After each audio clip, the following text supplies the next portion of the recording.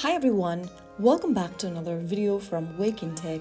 Today in this video we are going to be learning how to change your Binance account's password using your mobile application. First of all, launch the Binance app open on your mobile device and log into your account.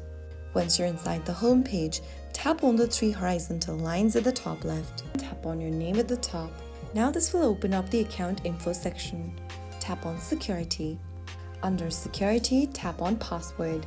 In order to protect your account, withdrawals, P2P selling, and payment services might be disabled for 24 hours after you change your password.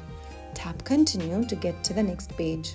Now type in your new password for your Binance account in the first field.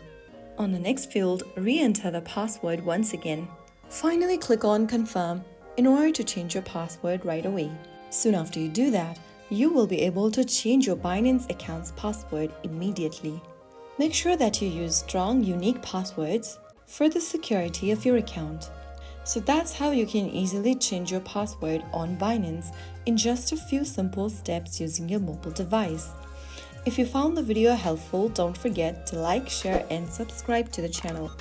I will be back again in the next episode. Thank you for watching.